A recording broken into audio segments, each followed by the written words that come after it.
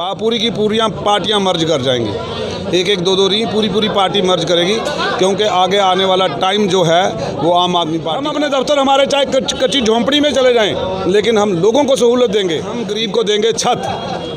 ये नहीं कि जैसे बीजेपी ने वादा किया कि गरीब को छत देंगे और बना लिया अपने 5 स्टार दफ्तर।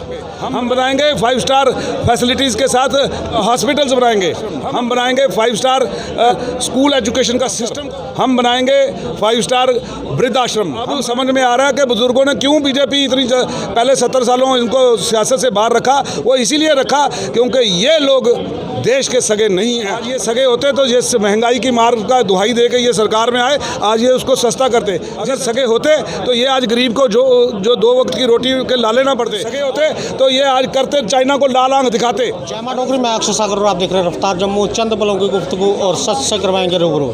रफ्तार जम्मू के माध्यम से इस समय हम जम्मू में स्थापित आम आदमी पार्टी के ऑफिस में मौजूद हैं और गहमा गहमी आप देखो यहाँ पर बनी हुई है, क्योंकि जब से पैंथर पार्टी के हर्षदेव जी ने पार्टी ज्वाइन की है, आज यहाँ पर वो आ रहे हैं, उनके वेलकम के लिए ये सारे लोग यहाँ पर खड़े हैं।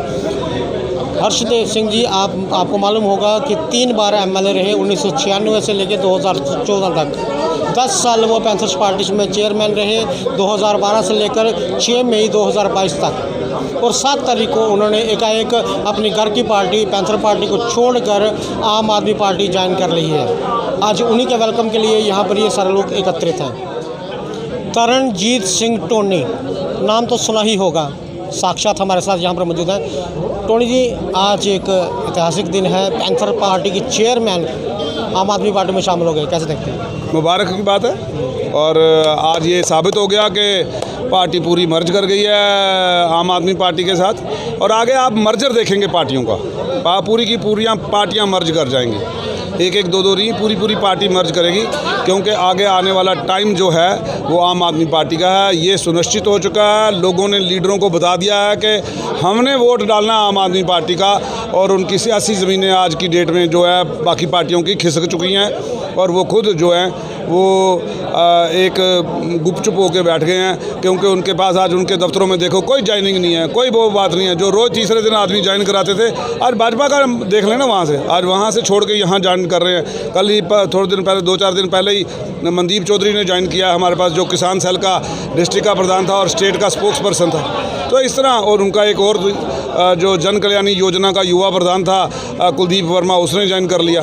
तो ये आज अब तय है कि अब आने वाली सरकार जो है वो आम आदमी पार्टी की बनेगी रियासत में। जी, जिस तरह से हर्षदेव जी ने आम आदमी पार्टी ज्वाइन कर ली है, लेकिन अभी तक उन्होंने पैंथर पार्टी से रिज़ाइन नहीं किया है, कारण बता सकते हैं? ये छोटी बातें हैं, ये हो जाएंगे, वैसी कोई बात नहीं। जो ज्वाइन करना है तो रिज़ाइन है ही है, ज्वाइन कर लिया तो वहाँ रिज़ाइन ही रिज़ाइन है। अच्छा, जो परिसीमन की रिपोर्ट आई है उसे कैसे देखते हैं? वो तो कॉम्प्रोमाइज रिपोर्ट है। वो जो रंजना देसाई का जो कमीशन है वो उसने कठपुतली की तरह काम किया बीजेपी के हाथों, और जो बीजेपी ने कहा उसी को लिख के रिपोर्ट में छाप दिया। और लोगों की जितनी ये एक्सरसाइज की, लोगों को मिलना जुलना, उनकी एक भी बात नहीं सुनी गई, उनका कोई उनके कानों पे जूं तक नहीं रेंगी। जाटों का दमन किया, इसकी आवाज़ पूरा परिसमन आयोग ने। और बीजेपी ने देखा जब किसान आंदोलन में जाट उनके खिलाफ हो गए, यूपी में जाट खिलाफ हो गए, तो उनको ये लगा कि आने वाले दिनों में जाटों ने शायद हमको वोट नहीं देना, तो उन्होंने जाटों की सियासी आवाज़ का बिल्कुल दमन कर दिया और उनकी तमाम जहां अक्सरियत थी वहां उन सीटों का जो है रिजर्वेशन कर दी। जहां सिखों की अक्सरियत थी, उन सिखों की अक्सरियत को काट के देख लिया कि ये जो किसान आंदोलन पंजाब से चला था शायद सिख इनको वोट ना दें। ये एजम्पशन के आधार पर ही उन्होंने हमारी आवाज़ों का दमन करने की कोशिश की है। हमारी जो जनसंख्या जहाँ जहाँ ज़्यादा थी वहाँ काट के उसको अलग अलग जगह में क्षेत्रों में डाला गया।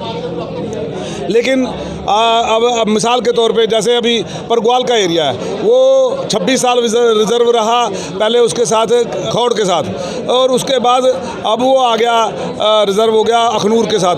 अब जहाँ वहाँ जो लोग जो